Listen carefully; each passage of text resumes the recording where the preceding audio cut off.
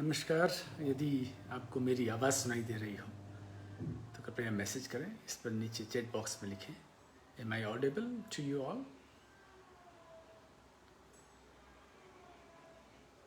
Yes, there is, I think. तो finally शुरू हो गया। I am so glad. हम लोग बहुत समय से प्रयास कर रहे थे कि मैं आपसे जुड़ पाऊँ, और it took almost 25 minutes for technical reasons. सभी को नमस्कार, सभी को हरिओम, सभी को प्रणाम। श्री अमय योगा और रानी अहिल्या योग केंद्र और सभी को मेरा नमस्कार। तो बिना किसी और समय को जाया किए हम सीधे प्रसंग जो आज का है, जो शीर्षक है, उस पर आते हैं और आप लोगों से थोड़ी देर में बात करता हूँ। तो राजयोग का शीर्षक मुझे श्री सिसोदिया जी ने दिया और कहा कि इस पर बोलना है। यह मेरे रुचि का सब्जेक्ट है, हालांकि मैं बहुत ज़्यादा इसको भी समझ नहीं पाया हूँ। बहुत वर्षों से लगा हूँ समझने में, और जितनी बार समझने का प्रयास करता हूँ तो लगता है कि अभी कितना अधूरा है। मैंने पहली बार पतंजलि योग सूत्र को अपने टीचर्स ट्रेनिंग कोर्स के दौरान 93, अब मुझे नहीं पता है कैसे ये सब टेक्निकल रीजंस में आते रहेंगे और बीच बीच में डिस्टर्बेंस भी हो सकते हैं, फिर भी मैं प्रयास करता हूँ। तो इट वाज 1993 जब मैंने पहली बार योग सूत्र को पढ़ा मेरे गुरुजनों के द्वारा, और कुछ भी समझ में नहीं आया। बहुत कम चीज़ें, बहुत थोड़ी चीज़ें। फिर रिपीट किया और बार पढ़ा, फिर कुछ अच्छी कमेंट्री बुक्स मैंने उठाई। सबसे ज़्यादा आनंद आया स्वामी हरिहरानंद अरण्य जी को पढ़ने में, और उसके बाद में लगातार उसका अध्ययन चलता रहा। कुछ 10-12 वर्षों में कुछ थोड़ा समझ में आने लग गया, क्योंकि मैं ऐसे सतही तौर पे इसको समझना नहीं चाहता था जो लोग करते हैं अक्सर, कि हाँ ये जो लिखा है उसी को समझ जाए तो फिर बात ही क्या हो। तो ये एक ऐसा शास्त्र है जो गुरु शिष्य परंपरा में ही समझा जा सकता है, और जैसा इसका नाम है राजयोग, सबसे शीर्ष पर जिस योग को रखा गया है। बाकी सब साधन है और यह गंतव्य है। इस गंतव्य पर पहुंचने के लिए हठ योग आदि की रचना हुई है। जो लोग योग के शास्त्री हैं वो इस बात को जानते हैं। जो सामान्य मनुष्य हैं उनके लिए हठ योग ही परम योग है। लोग ऐसा मानते हैं। जब योग शब्द आता है तो उनके मन में यही आता है कि आसन योग है। जो लोग योग करने जाते हैं तो क्या करने जाते हैं? आसन करने जाते हैं, और आसन करके आकर के अपने आप को और दूसरों को बताते हैं कि हम योग करके आए हैं। लेकिन ये सब साधन है, और साधन हमें हमारे गंतव्य पर पहुंचाता है, जो कि राजयोग है, जिसका उल्लेख, जिसके बारे में विस्तार से महर्षि पतंजलि ने बताया है। महर्षि पतंजलि के पहले के ऋषियों ने ये सब कुछ दे दिया था, ये सब कुछ बता दिया था, लेकिन बहुत ऑर्गेनाइज्ड फॉर्म में नहीं था। आने वाली पीढ़ी उसे ठीक से समझ पाए इस फॉर्म में नहीं था। योग, राजयोग के बारे में उपनिषदों में भी है, कुछ संहिता में है, कुछ अन्य शास्त्रों में है, लेकिन जितने सुंदर तरीके से सिस्टमेटिकली महर्षि पतंजलि ने बताया, वह एक ऐसी चाबी मिल गई, एक की मिल गई कि कोई व्यक्ति अपने सही गुरु के पास बैठ करके उसे समझना चाहे तो वह केवल समझ करके बहुत सीधे सीधे बिना किसी संदेह के साधन करे। और जो योग का उच्चतम स्तर होता है समाधि, और उसके भी उच्चतम स्तर होते हैं निर्बीज समाधि, और उसके बाद कैवल्य, वहाँ तक पहुँचा जा सकता है। आप सभी पतंजलि को जानते हैं, योग सूत्र को जानते हैं। ये बात अभी पूरे विश्व में हो गया कि पतंजलि कौन थे, तो मैं उसमें ज़्यादा नहीं चाहूँगा। हम आपको इस आने वाले कुछ मिनटों में सिर्फ वहाँ जोड़ना चाहते हैं कि पतंजलि योग सूत्र की प्रासंगिकता आज के समय में क्या है। आप सभी अगर योग के डिप्लोमा, डिग्री और इन सब के विद्यार्थी होते हैं सभी लोग, तो मैं उसको अलग प्रकार से कहता है।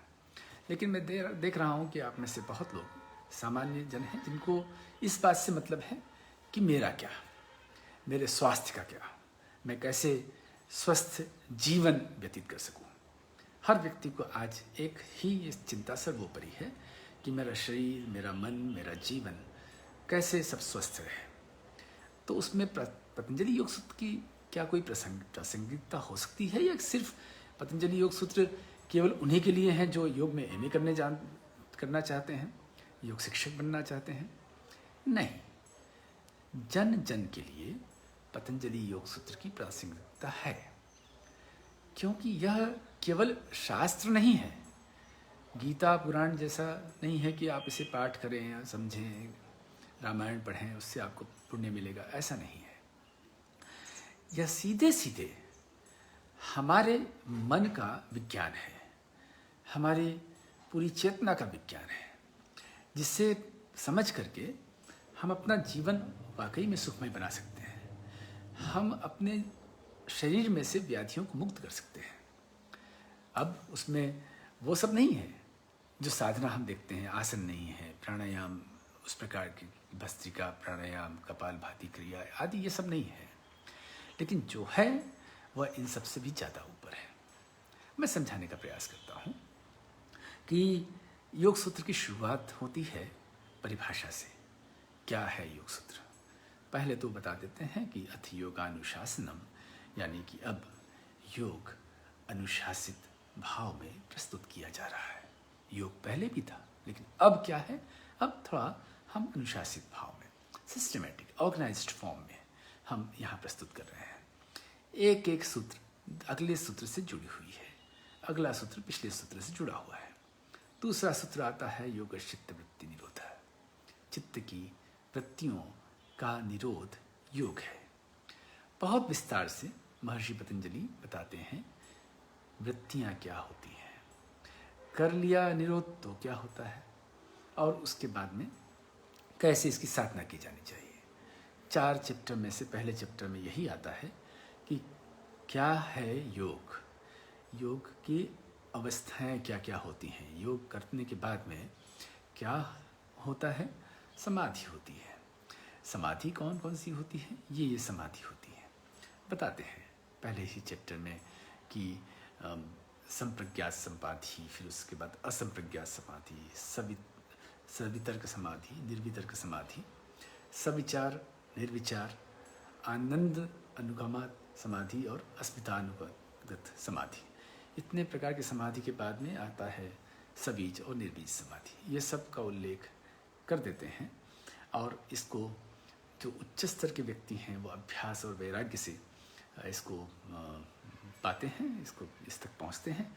और कुछ दूसरे लोग ईश्वर के द्वारा, ईश्वर पर अपने समर्पण को करके, ओंकार के जाप के द्वारा, ईश्वर भक्ति के द्वारा इसे प्राप्त करते हैं। और भी अन्य कुछ साधन हैं, उनसे भी प्राप्त करते हैं। लेकिन अब ये सब बातों से तो हमें क्या लेना देना? हमें तो समाधि करना नहीं, हम तो गृहस्थी हैं, हम तो आम जन हैं। आम जन को समाधि से क्या मतलब? कोई आम जन कोई समाधि को प्राप्त करता है क्या?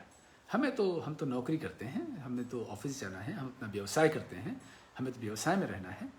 या हम कोई प्रोफेशनल हैं, हम तो प्रोफेशनल हैं। अभी तो आम जन तो इसी को कहेंगे कि हम बुद्धिजीवी हैं, हम कलाजीवी हैं, हम टीचर हैं, या हम कोई स्टूडेंट हैं, या हम स्पोर्ट्स पर्सन हैं। हमारे लिए इसमें क्या है? आपके लिए है।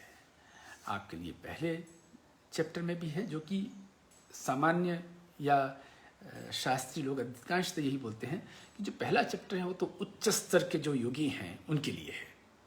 जो दूसरा चैप्टर है वो मध्यम या सामान्य जन के लिए है। अधम नहीं बोलते, सामान्य जन के लिए है। लेकिन ऐसा नहीं है। और तीसरा और चौथा तो आपके लिए है ही नहीं, क्योंकि वो तो उच्चत के भी ऊपर जो हैं उनके लिए है, विभूतिपाद और कैवल्यपाद। नहीं, ऐसा नहीं है। आपके लिए पहले चैप्टर में भी कुछ है। एक जरूरी चीज़ पहले चैप्टर में यह है कि किसी भी कार्य को करने के लिए आपको आवश्यकता पड़ती है कि कैसे मन लगे, कैसे उस कार्य में आपका ध्यान लगे, आपकी एकाग्रता हो। जितनी अच्छी एकाग्रता होगी, जितना अच्छा ध्यान लगेगा, जितनी ज़्यादा इन्वॉल्वमेंट होगी, उतना ज़्यादा आपका उसमें आउटपुट आएगा और आप प्रसन्न होंगे।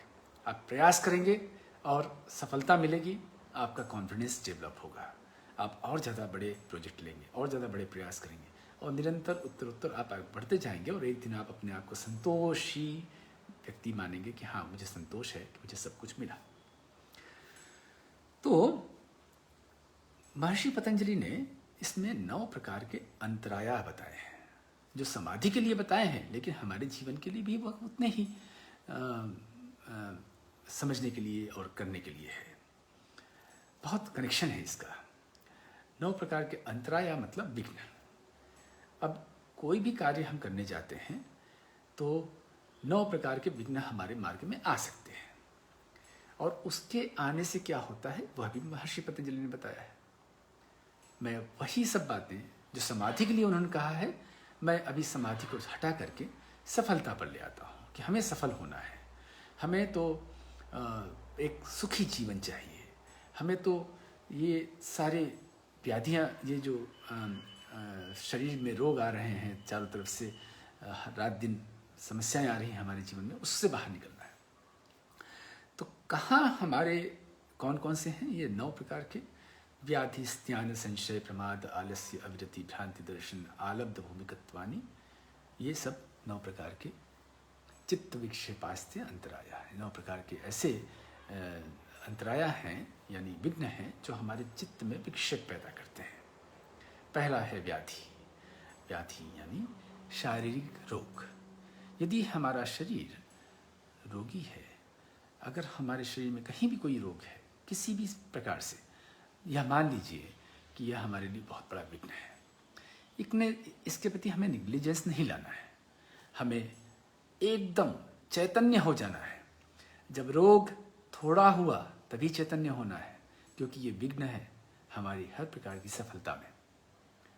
यह विघ्न है हमारे हर प्रकार के अचीवमेंट्स में। तो आपको शरीर में कहीं कोई बीमारी है क्या, देर हो गई है क्या, ऐसा देख लीजिए, तुरंत से उसको ठीक कीजिए। एकदम ऊपर से नीचे तक कहीं भी कोई भी बीमारी हमारे शरीर में नहीं होना चाहिए। अगर आपको ब्लड प्रेशर है, आपको डायबिटीज़ है, आपको थोड़ा बहुत कहीं दर्द है, कहीं कोई भी समस्या है, कहीं भी आप अनकंफर्टेबल हैं शारीरिक तौर पर, इमीडिएट इफेक्ट से चैतन्य हो जाइए, उसे पूरी तरह ठीक कीजिए। हार मत मानिए, पीछे मत हटिए। उसके लिए जो भी प्रयास हो सकते हो, सही प्रयास हो सकते हो, वह कीजिए। सब कुछ छोड़ करके हम लोग प्राथमिकता अपने शरीर को देते ही नहीं हैं। आमजन हम सोचते हैं कि ये कर लें तो उसके बाद में जाएंगे। पिछले दिनों एक महिला बहुत शारीरिक रूप से कोई व्याधि उनको थी, और मैंने कहा आप आश्रम में आ जाइए, यहाँ पर हम आपको पर करवाते हैं। बहुत इच्छा है गुरुजी, आना ही है। मैं आ जाती हूँ, बस ननंद के यहाँ एक शादी है, वो करके फिर मैं आती हूँ। समझ रहे हैं? ननंद के यहाँ शादी है, वो करके फिर मैं आती हूँ। उसके बाद समय बीत गया। मैंने कहा अभी उनका फ़ोन आया कि अभी मैं आ नहीं सकती, कुछ और शादियां हैं, कुछ और थोड़े बहुत काम हैं, तो क्या आप मुझे टेलीफोन पर कुछ लिखवा सकते हैं क्या, कुछ बता सकते हैं क्या, कुछ कर सकते हैं क्या? यह आज के जीवन का व्यक्ति है, आज के कलयुगी मानव ऐसा है, अपने आप पर ध्यान देता ही नहीं है। शादी में नहीं जाएंगे तो वो नाराज़ हो जाएगी, वो नाराज़ नहीं होना चाहिए। मेरी नंद नाराज़ हो जाएगी तो मेरा जीवन कितना त्रस्त हो जाएगा ना, कितना कहाँ पहुँच जाऊँगी मैं, एकदम सब कुछ में असफल हो जाऊँगी। व्याधि चलेगा, शरीर में रोग चलेगा, लेकिन वो ननद नाराज नहीं होनी चाहिए। साथियों, यहाँ पर ही हम गलत हैं। पतंजलि ने कहा है व्याधि हमारे लिए एक बहुत बड़ा विघ्न है, इसके प्रति जरा भी निग्लिजेंस नहीं रखना है, जरा भी हमें लापरवाही नहीं बरतना है, क्योंकि लापरवाही अपने आप में ही एक अंतराय है। आगे बताते हैं वो। तो पहला है व्याधि, शरीर में पूरी तरह निरोगी काया बनाना है, और योग से सब कुछ संभव है। यदि आप ठीक ठीक नियमित रूप से अभ्यास करते हैं, ठीक ठीक योग का अभ्यास करते हैं, सम्यक रूप से योग का अभ्यास करते हैं, केवल आसन से काम नहीं चलेगा, योगिक जीवन बिताना पड़ेगा, हो जाएगा।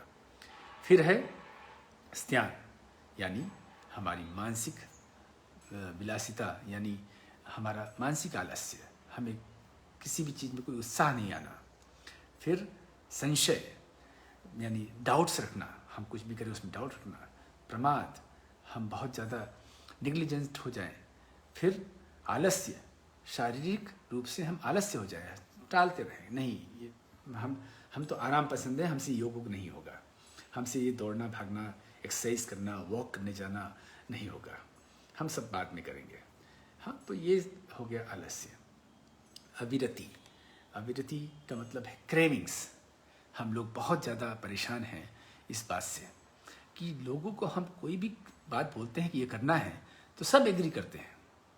अभी आप सब हैं, अभी मैं कहूँगा कि क्या आप एग्री करते हैं कि रोज़ाना योग करना चाहिए? आप सभी कहेंगे अवश्य करना चाहिए। मैं कहूँगा कि हमें सात्विक भोजन करना चाहिए, बिल्कुल कहेंगे। क्या हमें ध्यान देना चाहिए कि हम गरिष्ठ भोजन न करें, हम सुबह समय पर उठ जाएं, सूर्योदय के पहले शाम को समय पर सो जाएं? ये सब कहेंगे कि हाँ करेंगे। लेकिन उसके जो सेंसुअल क्रेविंग्स हैं ये हमें रोकती हैं, ये हमें हमारे इंद्रियां, हमारे मन को जो करवाना है वो सब नहीं करवा पाती हैं, और अंततः हम ये बड़े विघ्न को अपने जीवन में लेके चलते रहते हैं। एक बार प्रयास कर लें कि कैसे भी करके मैं 1 साल के लिए, 6 महीने के लिए, 3 महीने के लिए या 1 महीने के लिए अनुशासित जीवन को जीऊँगा या अनुशासित जीवन को जीऊँगी। सिर्फ एक बार मान लीजिए, एक बार तय करना है 1 महीने के लिए। चलो 1 महीना बहुत ज़्यादा है, 15 दिन के लिए कर लीजिए। 15 दिन बहुत ज़्यादा है, चलो 7 दिन के लिए कर लीजिए। 7 दिन के लिए तय कीजिए कि मैं एक अनुशासित जीवन को जीऊँगा। 7 दिन तक मुझसे कोई भी गलती नहीं होगी। एक एक बात जो मैं करूँगा, एक एक एक्शन जो मैं परफॉर्म करूँगा, वह सब मेरे द्वारा सजगतापूर्वक होगा। भोजन है, सोना है, बात करना है, विचार करना है। मैं सादा भोजन करूँगा, बहुत अच्छे भाव में रहूँगा, आनंद करूँगा, कभी किसी के बारे में कोई निंदा नहीं करूँगा। काम, क्रोध, लोभ, मोह, मद, मत्सर आदि से दूर होकर के मैं एक अच्छा जीवन, आदर्श जीवन को मैं जीऊँगा। मुझसे कोई गलती नहीं होगी। 7 दिन अगर आपने ऐसा कर लिया तो उसका जो आनंद आपको मिलेगा, आप वो आनंद आपको मोटिवेशन देगा और आगे जीने के लिए और आगे उसको पालन करने के लिए। और धीरे धीरे आपके सारी इंद्रियां आपके पक्ष में आ जाएंगी, जैसा आप चाहते हैं वैसा हो जाएगा, पता भी नहीं चलेगा। अगर आप 7 दिन नियमित रूप से योगाभ्यास, योग मतलब सब कुछ, अगेन सभी कुछ करना है, योगिक जीवन को जीना है, तब आपको सारा आनंद मिलेगा। फिर अविरति के बाद में भ्रांति दर्शन, यानी कि आपके जो सामने दिख रहा है वो दिखे नहीं आपको, आपके अंदर मिथ्या दर्शन हो, सब गलत गलत दिखे, जो सही है वो ना दिखे। आलब्ध भूमिगत पे कुछ आपने प्रयास कर लिया, कहीं पहुंच गए तो उस पहुंचने के पास में पहुंचे, पास ही गए और वहाँ से वापस आ गए। मतलब प्रयास में बहुत दृढ़ता नहीं है तो आप सफलता तक पहुंच ही नहीं पाते हैं। और अनवस्थितत्वानि, यानी कि आप पहुंच तो गए लेकिन तुरंत आपको अहंकार आ गया और आप छोड़ देते हैं कि वापस सफलता से वापस नीचे आ गए, फिर प्रयास कर रहे हैं, फिर जा रहे हैं, फिर आ रहे हैं। तो एक जो अचीवमेंट हमने अपने मन के स्तर पर ले लिया, वह अचीवमेंट को हम खो भी देते हैं। तो यह 9 प्रकार के अंतराय यानी विघ्न बताए हैं। यदि पतंजलि ने इसको बताया है तो सोच समझ के बताया है। आप लोग इसे रिफ़र कर लीजिए और अध्ययन कीजिए, क्योंकि ये कम समय में बताने लायक बात नहीं है। इससे एक एक अंतराय को हम 1-1 घंटे में बताते हैं, तो आप और इसका अध्ययन कीजिएगा। और वो कहते हैं कि यदि आपने यह सब विघ्न, जब तक आपके अंदर ये विघ्न रहते हैं, तब तक क्या होता है, आपके अंदर होता है फ्रस्ट्रेशन, यानी कि आपके अंदर हमेशा एक निराशा रहती है, आपके अंदर शरीर में कंपन रहता है, स्थिरता नहीं रहती है। उनका मतलब है अस्थिर होना, यानी शरीर में आप एक ही जैसे बैठ नहीं सकते, आप हाथ में गिलास भी उठाएंगे तो थोड़ा सा कमज़ोर होता है, आपके नर्व्स जो है कमज़ोर रहते हैं, और होता है आपके श्वास प्रश्वास में एक एक गति, सब अच्छी गति नहीं रहती है, एक रिदम नहीं रहता है, लय नहीं रहता है, या तो बहुत तेज़ चलती है, बहुत ज़्यादा श्वास लेते हैं, और या बहुत धीरे हो जाती है, ज़्यादा तेज़ लेना होता है, धीरे छोड़ना, या धीरे लेना और तेज़ छोड़ना, ये सब कुछ होता है। और यही सब हमें ठीक करना है। जैसे आप अभ्यास करते रहते हैं ये सब चीज़ें ठीक हो जाती हैं। तो पहले चैप्टर में, पहले अध्याय में, जिसे समाधिपाद कहते हैं, उसमें कुछ बातें हम सांसारिक मनुष्यों के लिए, गृहस्थियों के लिए भी महर्षि पतंजलि ने दिया है। दूसरी बहुत महत्वपूर्ण बात समाधिपाद में, मैं बहुत माफ़ी चाहते हुए उन सभी शास्त्रियों से माफ़ी चाहता हूँ जो हमेशा इसको अलग प्रकार से लेते हैं, लेकिन मैंने इसको प्रयास किया है कि हम कैसे आम आदमी से जुड़ें। महर्षि पतंजलि का उद्देश्य नहीं था कि वो आम आदमी की समस्याओं को हल करें, वो तो उत्तम व्यक्ति को चाहते थे। समाधिपाद में जो भी बात बताई है वो उत्तम साधक के लिए बताई है, लेकिन मैंने ढूंढा कि नहीं, हमारे जो आज के जनरेशन के लोग हैं उनको मैं इससे क्या मैसेज दे सकता हूँ। तो अगली बात जो बहुत महत्वपूर्ण आज के जीवन में जोड़ने लायक है वह है मैत्री, करुणा, मुदिता, उपेक्षा, सुखी, दुखी, पुण्य, अपुण्य। ये 4 प्रकार के व्यवहार और 4 प्रकार के मनुष्य महर्षि पतंजलि ने बताए हैं। बहुत आसान कर दिया कि आप दुनिया में जितने भी लोग आपके संपर्क में आते हैं, आप उन्हें 4 कैटेगरी में बांट दीजिए और उनके साथ ये 4 प्रकार के व्यवहार कीजिए, समस्या आएगी ही नहीं। हम अक्सर परेशान होते रहते हैं कि मैं तो उनको बहुत प्रेम करती हूँ, मैं तो उनको बहुत आदर करती हूँ, मैं तो उनके लिए ये सब करती हूँ, ये करता हूँ, और उधर से मुझे हमेशा से ये मिलता है। ये समस्या हमारे साथ होती रहती है, और हमें तो कोई चाहता ही नहीं, हमें तो कोई मानता ही नहीं, हमें तो कोई क्रेडिट ही नहीं देता है। ये सब समस्या बनी रहती है। अभी मैं आपको बताता हूँ वो 4 प्रकार के लोग क्या होते हैं, किस कैटेगरी में बांट देना चाहिए, और 4 प्रकार के व्यवहार क्या होते हैं। सुखी पहली कैटेगरी, ऐसा व्यक्ति जिन्हें आप जानते हो, संपर्क में कभी आए हों, और उनकी परिभाषा ये देते हों कि यह हमेशा प्रसन्न रहते हैं, हमेशा खुश रहते हैं, हमेशा हमारा उत्साह बढ़ाते हैं, हमारी तारीफ करते हैं और हमें बहुत बढ़ावा देते हैं, हमारे अंदर कमियां नहीं निकालते, गलतियां नहीं निकालते, हमसे निस्वार्थ भाव से प्रेम करते हैं, निस्वार्थ भाव से बिना किसी जजमेंटल हुए हमें देखते हैं। और जब भी इनसे बात करो तो हमेशा ये पॉजिटिव बात करते हैं, सकारात्मक बात करते हैं। बस ये हो गई कैटेगरी पहली, सुखी। और इनके साथ हमें व्यवहार क्या करना है वो हमें बाद में बताऊंगा। फिर आ जाते हैं दूसरी कैटेगरी में, दुखी। ऐसे व्यक्ति जो हमेशा कंप्लेंट्स करते रहते हैं, हमेशा निंदा करते रहते हैं, हमेशा बुराई करते रहते हैं, गॉसिपिंग करते रहते हैं। ये फिल्म स्टार का ये हो गया, वो फिल्म स्टार का ये हो गया, और राहुल मेनका और मोदी और इन सब चाइना वाइना इन सब में लगे रहते हैं। सिर्फ नेगेटिविटी की बातें ही करते हैं, पॉजिटिव बातें नहीं करते हैं कि कितना अच्छा चल रहा है, कितना बढ़िया हो रहा है, सब दूर अच्छा हो रहा है, जो कुछ भी चल रहा है सब अच्छा हो रहा है। कोरोना ने हमें मार डाला, कोरोना हमें ये कर दिया, हमारा ये नुकसान हो गया, वो नुकसान हो गया। केवल नुकसान ही नुकसान, केवल नेगेटिविटी नेगेटिविटी। उनको फ़ोन लगा के पूछो कैसे हो, क्या बताएं, बहुत बुरे हैं, बहुत ख़राब है, आज दूध वाला नहीं आया, आज पेपर वाला नहीं आया, आज बाई नहीं आई काम करने के लिए, आज ये नहीं हुआ, आज वो नहीं हुआ, ये होना था वो नहीं हुआ, वो होना था वो नहीं हुआ। केवल कंप्लेंट्स। ये हो गए दुखी। तीसरे होते हैं पुण्य, जो हमेशा अपने लिए नहीं जीते, वो दूसरों के लिए जीते हैं। बड़े बड़े महापुरुष, बड़े बड़े ज्ञानी, बड़े बड़े समाज सेवक, बड़े वो लोग जो समाज के लिए जीते हैं, राष्ट्र के लिए जीते हैं, संसार के लिए जीते हैं, कितना भला कार्य हो सके वैसा भला कार्य करते हैं। उसमें अच्छे पेंटर, अच्छे कलाकार, अच्छे स्पोर्ट्स पर्सन, अच्छे पॉलिटिशियंस भी, और अच्छे समाज सेवक, और अच्छे इंसान भी, और सभी उसमें आते हैं जो सिर्फ अपने लिए नहीं जीते हैं। उनके वो होते हैं पुण्यात्मा लोग। हाँ, संत लोग होते हैं, सारे संत मुनि और ऐसे लोगों को जो त्याग कर देते हैं सांसारिक जीवन को और आगे निकल जाते हैं परमात्मा की प्राप्ति के साथ में, समाज में एक जन जागरण के लिए। पुण्य, और अंत में होते हैं वो चौथी कैटेगरी अपुण्य, जो व्यक्ति क्रिमिनल थॉट्स लेके चलते हैं। ये दूसरे कैटेगरी से भिन्न है। क्रिमिनल थॉट्स हमेशा ये देखना कि कैसे हम नुकसान पहुंचाए, उनको इसी में आनंद आता है। अगर आपको नुकसान पहुंचा तो उनको आनंद आया, आनंद ही आनंद आया, और बहुत प्रसन्न होते हैं।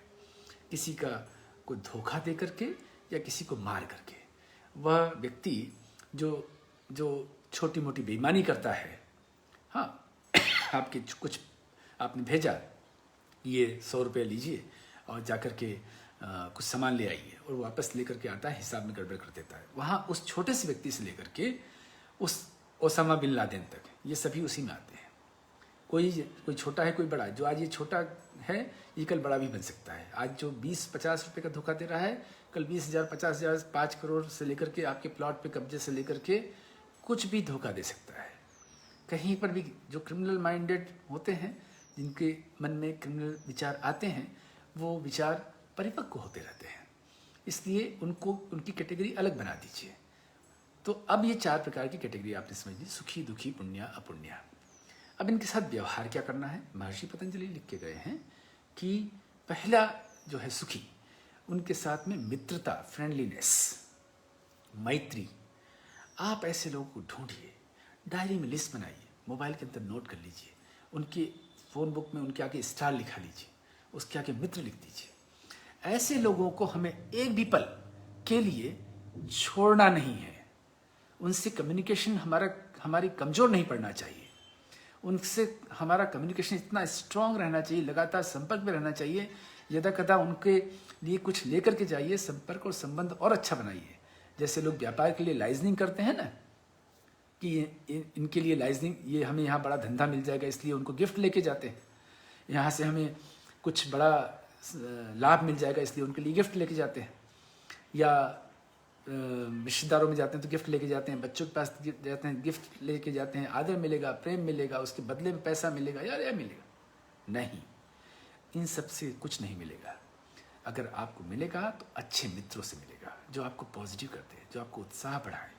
ऐसे लोग अगर हैं तो उन्हें संभाल के रखिए। नहीं रखिए, नहीं है तो ढूंढिए, संपर्क कीजिए, बहुत सहेज के रखिए। ये आपके लिए बहुत बड़ा धन है, धरोहर है। खूब संभाल के रखिए। जैसे आप लॉकर में, तिजोरी में पैसे रखते हैं ना, ऐसे संभाल के रखिए अच्छे मित्रों को, मैत्री कीजिए। वो सुखी व्यक्ति अपने वाइब्रेशन से, अपने ऑरा से, अपने संपर्क से आपको भी सुखी बना देगा। आपके अंदर उसका असर आता जाएगा। और दूसरा व्यक्ति जो दुखी है, जो हमेशा कंप्लेन करता रहता है, वह व्यक्ति आपके आसपास हो सकता है, आपके घर में हो सकता है, आपके वर्क प्लेस पे हो सकता है, कहीं भी हो सकता है। ऐसे व्यक्ति के साथ में करुणा भाव लाइए। ईश्वर से प्रार्थना करें, हे ईश्वर इन्हें सद्बुद्धि दे। टाइम वेस्ट मत कीजिए, क्योंकि वो तो बन चुका है। उसके बचपन से ऐसे संस्कार पड़ते हैं कि उसका ऐसा निर्माण हो जाता है। अब आप उसको कुछ कंस्ट्रक्ट नहीं कर सकते, क्योंकि वो होना नहीं चाहता है। अगर वो होना चाहे तभी आप कर सकते हैं। अब नहीं होना चाहता है। अधिकांश लोग ऐसे ही होते हैं, जो दुखी कैटेगरी के लोग होते हैं, जो हमेशा कंप्लेंट्स करते हैं। उन्हें तो पता भी नहीं कि वो दुखी कैटेगरी के हैं। वो तो अपने आप को बहुत अहंकार के साथ जीते हैं, और वो यही मानते हैं कि आप सब गलत हैं, मैं सही हूँ। ये जितनी बुराइयाँ मैं कर रहा हूँ ये सब सही है, सब गलत है, ये गलत है, वो गलत। जिनको आप सब अच्छा बोलते हैं उनको वो ज़रूर से गलत बोलते हैं। अभी हम लोग ऐसे लोगों के साथ क्या करें, हम उनके प्रति करुणा भाव रखें। उनसे दूरी मत बनाइए, उनके पास भी मत जाइए। जस्ट गए, नमस्ते किया, स्माइल दिया। अगर वो कुछ कह रहे हैं तो आप अपने कान में थोड़ा सा ऐसा रखिए, एक फिल्टर, कि वो कुछ अंदर जाए नहीं। हाँ, कुछ और बात सोचते रहिए जब वो बात कर रहे हैं, और हाँ हूँ करके आगे बढ़ जाइए, क्योंकि वो आपसे बहुत अपेक्षा रखते हैं। यदि वो आपके अपने हैं तो आपकी बहन हो सकती है, आपके भाई हो सकते हैं, आपकी माँ हो सकती है, आपके बच्चे हो सकते हैं, कोई भी हो सकते हैं। अब उनका निर्माण हुआ है, नेचर ने किया है, हमें उससे स्वीकारना है। अस्वीकार मत कीजिए, आगे बढ़िए। वर्क प्लेस पे आप जाएंगे, वहाँ पर बात करेंगे, और सब कैसे हो, अरे बहुत ख़राब है, ये बहुत ख़राब चल रहा है, आज ये ख़राब है, आज वो ख़राब है, देखो ये नहीं हो रहा है, वो नहीं हो रहा है, खूब सारा नेगेटिविटी।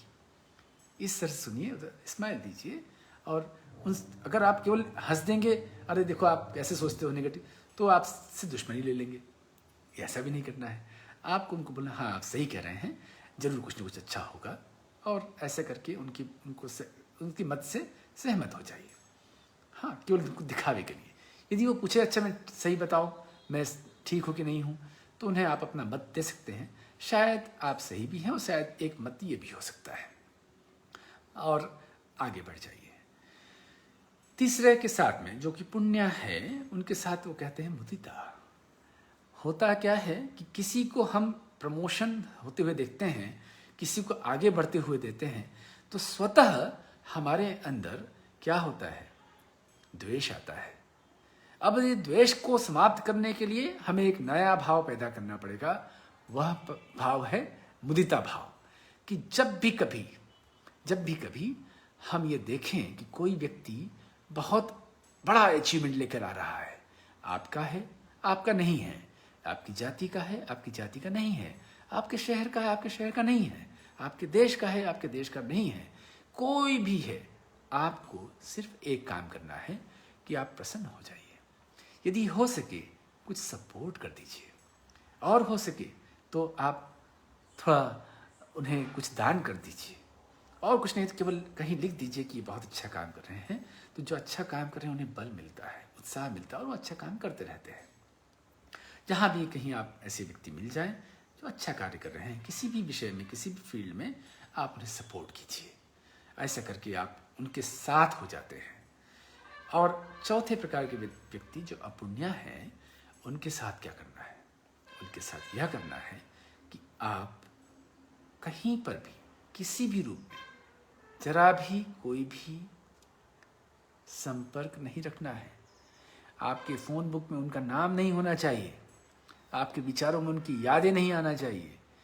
कोई भी हो, परिवार का हो या परिवार के बाहर का हो, रिश्तेदार हो या रिश्ते के बाहर का हो, मित्र हो, सहपाठी रहा हो, साथ में काम करता रहा हो, कुछ भी रहा हो, कभी संपर्क मत कीजिए। वो क्रिमिनल माइंडेड व्यक्ति कभी भी पकड़ा जाएगा, कभी भी कुछ भी होगा, और कहीं लास्ट का डायल आपका होगा नंबर, आपके ऊपर विपत्ति आ जाएगी।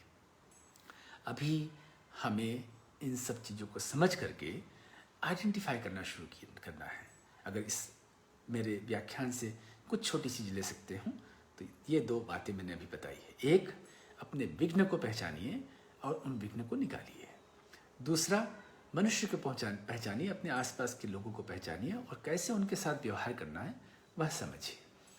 तीसरा, अभी कभी मैं आप भूल जाएं कि मैंने क्या कहा, तो योग सूत्र आपके सामने है, रिफर कर लीजिएगा, समाधि पाद में यह बातें लिखी हैं। इसके बाद में कुछ जरूरी बात हमारे साधन पाद में मनुष्य के लिए लिखा है, साधारण मनुष्य के लिए, आज के आदमी व्यक्ति के लिए, कि कैसे वह क्या करे। तो दो बातों पर मैं आपकी दृष्टि चाहूँगा, आपको समझाना चाहूँगा, बताना चाहूँगा। एक तो क्लेश, जो कि बहुत ज़रूरी है आज के युग में समझना, और दूसरा यम नियम, क्योंकि बाकी सब चीज़ें तो बताने के लिए बहुत लोग हैं, ये इसको बार बार कोई बताता नहीं है, इसके बारे में कहीं प्रचार प्रसार ज़्यादा नहीं होता है। क्लेश क्या है? क्लेश अगर सरलतम भाषा में मैं बोलूँ तो अंग्रेजी में कहेंगे कि root cause of all the problems. कोई भी समस्या आपके जीवन में आप देखते हैं या किसी के जीवन में देखते हैं, तो उसमें जड़ कारण क्या है? तो वह सिर्फ 5 है, ओनली 5। आइडेंटिफाई देम, आप उन्हें पहचान जाएं और धीरे धीरे इसे बाहर निकालिए, धीरे धीरे बाहर निकालिए। जितना जितना निकालते जाएंगे उतना उतना हमारा यह जीवन सुखमय होता जाएगा, समस्या से रहित हो जाएगा। कोई समस्या आ ही नहीं सकती यदि इन 5 जड़ कारणों को आप पहचान लें और इसमें से बाहर निकाल दें अपने आप को। अविद्या, अस्मिता, राग, द्वेष और अभिनिवेश, इसमें से पहला है अविद्या। अविद्या का मतलब अंग्रेजी में आप बोल सकते हैं इग्नोरेंस, हिंदी में आप कह देते हैं कि ज्ञान का नहीं होना। मैं कहता हूं कि नहीं, ज्ञान का नहीं होना बहुत अच्छी बात है, ज्ञान का होना अच्छी बात है, तो ही बात अच्छी है। एक तो ज्ञान का नहीं हो तो भी आप सुखी। ये जो गांव के भील के लोग होते हैं, हमारे यहाँ आश्रम चोरल में से आसपास सब पूरे भील लोगों के गांव हैं, करीब 20-22 गांव हैं जहाँ भील लोग रहते हैं, आदिवासी लोग रहते हैं। मैं कभी कभी उनके पास जाकर के बैठता हूँ, बुजुर्गों के पास में, तो उनके पास में कोई पढ़ाई लिखाई वाला ज्ञान नहीं है। तो उनको हम क्या मानते हैं कि अरे यार ये तो सब अनपढ़ हैं, ये तो गंवार हैं। लेकिन जब मैं बात करता हूँ तो ऐसी बातें करते हैं क्योंकि उन्होंने जीवन को जो जिया है ना, वो प्रकृति के साथ मेरे बिल्कुल सारोकार होकर के जिया है। बहुत ज्ञान की बातें उनके साथ में हो जाती, सत्संग हो जाता है। और वो तभी करते हैं जब वो आपसे थोड़ा सरल, आपसे घुल मिल जाए, वरना वो आपसे डरते हैं। आपके कपड़े, आपके बाल, आपके चश्मा वश्मा, इन सब को देख करके उनको भय लगता है। उनको लगता है कि अरे ये तो बहुत बड़े होंगे, तो हम तो इनके सामने बहुत छोटे हैं, तो हम क्या बातें करें। तो डर के मारे ही बोल रही बातें। मैं कि जाता हूँ उनके साथ, ज़मीन पर बैठ जाता हूँ, तो साधारण कपड़े पहन करके जाता हूँ और उनके साथ में बैठ करके, दादा तुम तो बहुत महान हो, बहुत तुम्हारी उम्र हुई है, हमारे तुम थोड़ा ज्ञान दो, ऐसी बातें जब करके, अरे नहीं हमारे तो कहीं नहीं आया, तुम गुरुजी हो, तुम्हारे पास ज्ञान है। मैं कहा नहीं हम बड़े गुरुजी हाँ, लेकिन हमारे पास में इतनी उम्र नहीं हुई है, हम तो बहुत छोटा हाँ आपसे, तुम बताओ तुम्हारे जमाने में कैसे थो, कहीं थो, सब। फिर वो धीरे धीरे नहीं करते करते वो शुरू होते हैं और फिर वो बताते हैं। तो जो इस प्रकार के लोग होते हैं उनको प्रॉब्लम नहीं है। प्रॉब्लम उनको भी नहीं है जो शास्त्रीय हो गए हैं, जो सज्ञान को प्राप्त हो चुके हैं। प्रॉब्लम उनको है जिनके पास में गलत ज्ञान है, जिनके पास में फॉल्स नॉलेज है। अभी यही सब चल रहा है। सब लोग गलत ज्ञान के सहारे आगे बढ़ते हैं और ठोकरें खाते हैं। हमेशा आप देखेंगे, अरे मैंने ऐसा नहीं, ऐसा किया होता तो ठीक होता, मैंने ये नहीं, ये किया होता तो ठीक होता, तो ये किया ना, मतलब आपने गलत, आपके पास गलत ज्ञान था। तो ये जीवन में हमारे पास में तब तक रहेगा जब तक हम इसके समाधान नहीं ढूंढेंगे। कैसे समाधान मिलेगा, क्या समाधान मिलेगा?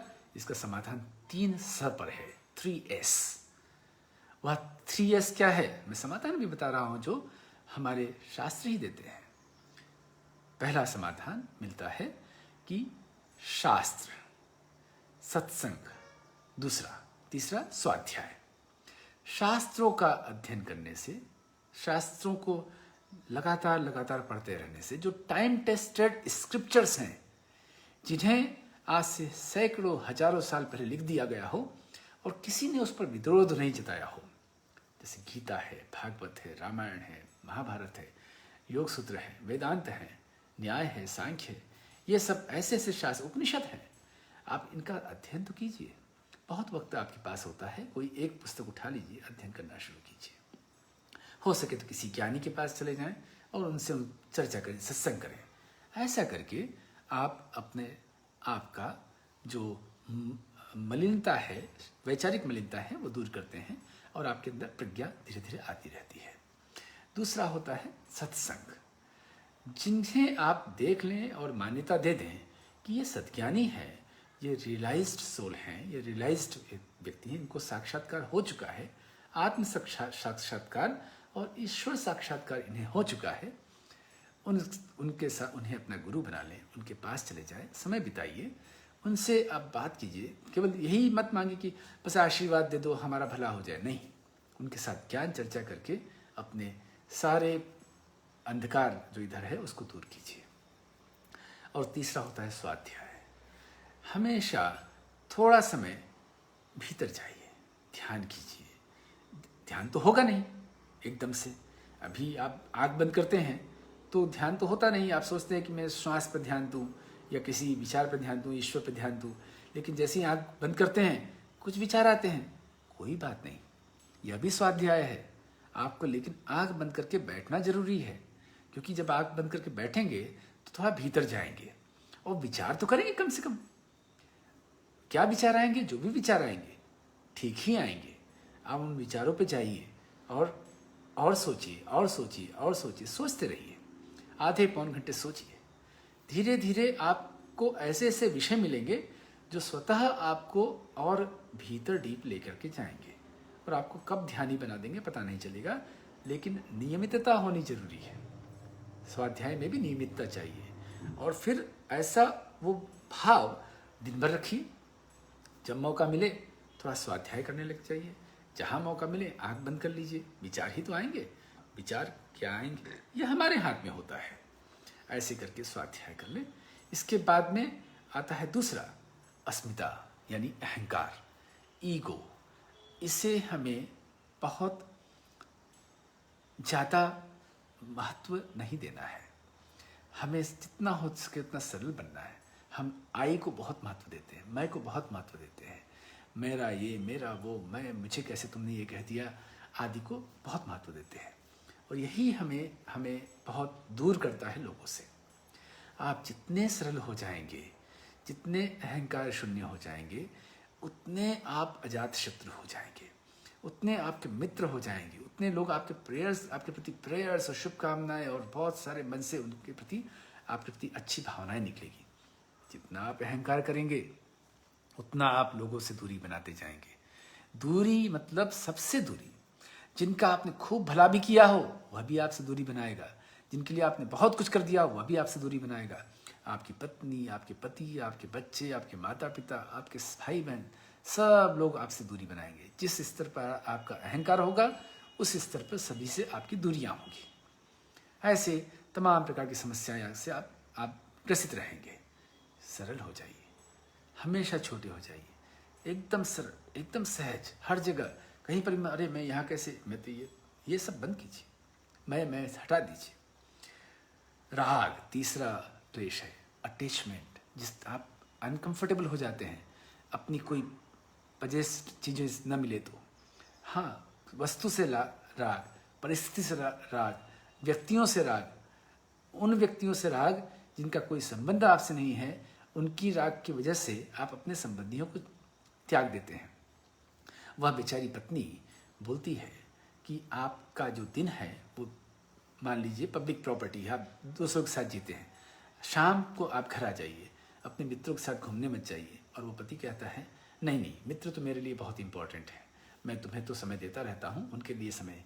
ये क्या होता है, ये व्यक्ति के प्रति राग हो जाता है। वैसा सब नहीं करना है। अपना धर्म समझिए, क्या हमारा धर्म है, क्या हमारे कर्तव्य हैं, कहाँ पर हमें केयर करने के लिए अपनापन दिखाना है। पजेसिवनेस तो हटा दीजिए सब दूर से। बिलोंगिंगनेस रख लीजिए, जहाँ पर हमें कुछ देने की भावना हो। पजेसिवनेस और ये सब हटा दीजिए। राग नहीं होना, द्वेष तो बिल्कुल नहीं होना, उसका कोई अर्थ ही नहीं है जीवन में। कोई भी कुछ भी पाए, हमें प्रसन्न ही रहना है। और अंत है अभिनिवेश, यानी कि मृत्यु का भय। दुनिया में कल आपको क्या मिलेगा, क्या नहीं मिलेगा, आपके साथ क्या होगा, क्या नहीं होगा, आपका घर बनेगा, मकान बनेगा, आपकी गाड़ियाँ आएंगी, आपको पैसे आएंगे, एफडीज होंगे, पता नहीं क्या क्या हो सकता है। यह सब कोई निश्चित नहीं है। जो चीज़ निश्चित है वह सिर्फ एक ही चीज़ है कि जब आपको जन्म हुआ है तो एक न एक दिन आपकी मृत्यु होगी। अभी होगी, कल होगी, 1 माह बाद होगी, 10 साल बाद होगी, 50 साल बाद होगी, 90 साल बाद होगी, लेकिन होगी जरूर। दुनिया में कोई भी एक चीज़ है जिसे टाला नहीं जा सकता, जिसे आज तक कोई टाल नहीं पाया है, कोई उसमें कोई फेरबदल नहीं कर पाया है, वह सिर्फ मृत्यु है। और इससे हम स्वीकार कर लें और हमेशा तैयारी करके रखें। क्या आपने तैयारी कर ली है? मान लीजिए आप 1 माह बाद मरने वाले हैं, नहीं मरने वाले हैं, क्या आप लिख सकते हैं कि हाँ मैं नहीं मरूंगा? कोई नहीं कह सकता। तो आप तैयारी कर लीजिए, समय बहुत कम है। सब कुछ, इससे बहुत सारी भावनाएं आ सकती है, समय बहुत कम है, किसी भी पल जा सकते हैं। तैयारी कर लीजिए, मतलब क्या, तब कर रहिए, आज ही सब कुछ पा लीजिए। 10 साल का टारगेट मत रखिए। सब लोग बोलते हैं I have a 5-year plan. You don't know whether you will be there after 5 minutes. What plan you are keeping? Don't make 5-year plan. Don't make 50 years plan. Don't make 10 years plan. कितनी जल्दी आप सब कुछ प्राप्त कर सकते हैं जो आपको प्राप्त करना है। सब कुछ जल्दी ले लीजिए, ज्ञान ले लीजिए, अर्थ ले लीजिए, जो भी आपको करना है खूब कीजिए और सफलताओं का एक पूरी श्रृंखला बना दीजिए जीवन को, क्योंकि मृत्यु कभी भी आ सकती है। और अंत में हमें 5 प्रकार के सेल्फ डिसिप्लिन, 5 प्रकार के सोशल डिसिप्लिन बताए गए हैं। जिसे हम यम और नियम कहते हैं। अहिंसा, सत्य, अस्तेय, ब्रह्मचर्य और अपरिग्रह, यह 5 यम हैं। शौच, संतोष, तपस्वाध्याय, ईश्वर प्रणिधान, यह 5 नियम हैं। मैं आपको वह बात नहीं बता रहा हूँ जिसे आपने कभी सुना नहीं है।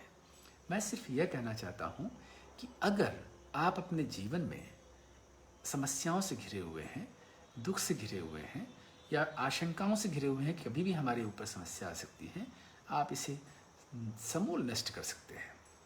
पूरी तरह आनंद का जीवन आ सकता है, सुखी जीवन आ सकता है। एक भी प्रकार का रोग या ये सब आपके जीवन में न रहे, ये सब संभव है। काहे से संभव है?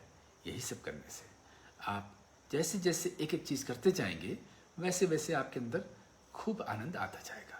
अहिंसा का पालन करने लग जाइए, किसी को कष्ट मत दीजिए। मन वचन कर्म से धीरे धीरे यह देखेंगे कि सभी जीव सर्व वैर त्याग, सब लोग आपके प्रति वैर त्याग देते हैं, आपके सपोर्टर्स बन जाते हैं। सत्य, सत्य बोलिए, फिर आपका सोचा हुआ होना शुरू हो जाएगा, आपका बोला हुआ होना शुरू हो जाएगा। ऐसा महर्षि पतंजलि कहते हैं, मैं नहीं कह रहा हूँ। सत्यवादी बनिए, सत्य मन में रखिए, सत्य जुबान पर आइए। अस्तेय, किसी और व्यक्ति की वस्तु पर अपना आकर्षण मत लाइए। हमारे द्वारा अर्जित धन से जो खर्च होगा, उसी को हम अपना मानेंगे, उसी से हम आनंद लेंगे। इवन अपने माता पिता की पैतृक संपत्ति को भी मत भोग विलास में लगाइए। अगर वो देते भी हैं तो कृपा पूर्वक बोल दीजिए कि ये आपका बड़प्पन है, आपका आनंद है, ये सारा पैसा आप रखिए और आप अपने लिए लगाइए। मुझे नहीं चाहिए, मैं तो अपने द्वारा कमाया हुआ धन का से आनंद लूँगा और उसी को लीजिए। मैं तो क्या कहा मैंने, माता पिता के धन पर भी आकर्षण नहीं रखना है। बाकी सब तो बहुत दूर की बात है, बहुत दूर की बात है। कभी नहीं, कभी नहीं, कभी नहीं, नेवर। सोचना भी नहीं है। हाँ, ऐसा सोचते हैं वहाँ आप कष्ट पाते हैं, फिर समस्याएं होती हैं। हमारे बहुत सारे परिचित हैं जिनके जाने के बाद उनके बच्चे क्या क्या अपने आपस में वैमनस्य पैदा कर लेते हैं, केवल उसी कारण से। छोड़ दीजिए। फिर है ब्रह्मचर्य। यह बहुत आवश्यक है कि हम अपनी ऊर्जा की रक्षा करें। हमारे कर्मेंद्रियों से, हमारे ज्ञानेंद्रियों से जो ऊर्जा व्यय होता है, उस पर थोड़ा सा कंट्रोल लाइए। जैसे बोलते हैं ना कि कमरे में जब कोई रहे नहीं तो पंखा बंद कर दो, लाइट बंद कर दो और खिड़की बंद कर दो, दरवाजे बंद कर दो, जिससे कि वस्तु ये सब दिख रहे हैं, भौतिक पदार्थ, ये सब ठीक रहें। साथियों, यह काम अंदर भी करना है। जब आवश्यकता नहीं हो आँख बंद कर लें, जब सुनना नहीं हो कान बंद कर लें।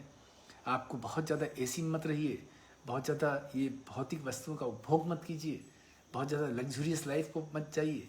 ज़मीन पर रहिए, प्रकृति के साथ रहिए, आइए नेचर के साथ में रहें, बिल्कुल सरल और सहज जीवन को जी लीजिए। आप सब प्रकार से देखिए कि हमारा कहाँ कहाँ ऊर्जा व्यय हो रहा है, उसमें थोड़ा सा आप कंट्रोल लाइए। इसके बाद में लास्ट है अपरिग्रह। Don't be like museum keeper. लोग घर में ढेर सारा सामान, ये लाना वो लाना, फिर एक नॉन सैलरीड क्यूरेटर बन जाते हैं। वॉचमैन को पैसा नहीं मिलता है, ऐसे व्यक्ति आप बन जाते हैं। खूब सारे चीज़ें जुटा लेते हैं, फिर हर चीज़ की सफाई करनी पड़ती है, केयर करनी पड़ती है, उसकी ये भरना वो भरना, तमाम प्रकार की उसका इंश्योरेंस कराना आदि करना पड़ता है। चोरों से भी भय लगता है। तो हमें जितनी वस्तुओं की आवश्यकता है उनको बहुत विवेकपूर्ण लिस्ट बनाइए, वही रखिए, बाकी सब दान दे दीजिए। आवश्यकता जिसको उसको दे दीजिए, कैसे भी करके उसे अपने जीवन में से निकाल दीजिए, जिनकी आवश्यकता आज या कल या कभी भी आपको नहीं है। कोशिश कीजिए कि जिसकी आवश्यकता आपको 1 साल बाद में है, 1 साल बाद लीजिए। जिसकी आवश्यकता 10 दिन बाद में, 10 दिन बाद लीजिए। आज में उसको मत इकट्ठा कीजिए। जैसा कोरोना काल में हुआ कि जैसे ही मालूम पड़ा कि ऐसा होने वाला है, तुरंत लोगों ने घर भरना शुरू कर दिया और लाइनें लग गई आदि पर आपने सबने देखा। शौच, संतोष, तप, स्वाध्याय, ईश्वर प्रणिधान। आप बहुत शुद्ध रहें, पवित्र रहें, बहुत संतोषी रहें, बहुत तपस्वी जीवन हो। आराम, अब आई एम टायर्ड, अब तो मुझे आनंद चाहिए, आई नीड अ ब्रेक, ऐसा सब भावना मत लाइए। जीवन में जब तक गति है तभी तक का जीवन में कहा जाएगा। जब गति समाप्त हो जाती है, गति धीमी हो जाती है, तो आप मृत्यु के रूप में रहते हैं। तो आपको एक्टिव रहना है हमेशा हमेशा हमेशा। कुछ प्रोजेक्ट लीजिए अपने आप के लिए, समाज के लिए, कार्य के लिए, माता पिता परिवार के लिए कुछ न कुछ करके हमेशा एक्टिव रहिए। सत्तप स्वाध्याय उसके बारे में बोल चुका हूँ। और अंत में ईश्वर प्रणिधान। हर पल यह विचार मन में रखिए कि परमात्मा ही सब कुछ है, सब कुछ उसकी मर्जी से हो रहा है। हर चीज़ जो आपको ठीक नहीं दिख रही है इसमें उसकी मर्जी है और कुछ अच्छे कारण से। सब कुछ जो आपको ठीक लग रहा है श्रेय खुद को या किसी और को मत दीजिए, सिर्फ परमात्मा को दीजिए। तो ऐसा करके पतंजलि योग सूत्र के इन सिद्धांतों को अपने जीवन में उतार करके अपने जीवन को आप बहुत सुखमय बता सकते हैं। योग सूत्र समझने के लिए कुछ महीने चाहिए, कुछ साल चाहिए। आप लोग यदि चाहें तो संपर्क कर सकते हैं और हम आगे इस पर विचार विमर्श कर सकते हैं। अभी के लिए बस इतना ही। मैं बहुत आभारी हूँ सभी इस राजमाता अहिल्या योग केंद्र के जो भी शलाका हैं, जो भी पिलर्स हैं, ऐसे लोगों के प्रति आभार। और आप सभी का आभार। आप सभी ने समय दे करके मुझे सुना और संपर्क हुआ। बहुत आनंद आ रहा है। और कभी मेरे लायक कुछ भी हो पधारें। मैं आश्रम में रहता हूँ। अभी 14 जनवरी तक आश्रम में हूँ, चोरल में। और इसके बाद में हमारा एक आश्रम ब्राज़ील में है, वहाँ जाना होगा 1.5 महीने के लिए। मार्च 1.5-2 महीने के लिए वहाँ रहूँगा। मिड मार्च तक वापस आकर के आपके बीच में यहाँ भारत में रहूँगा। थैंक यू एंड नमस्ते। हरि ओम।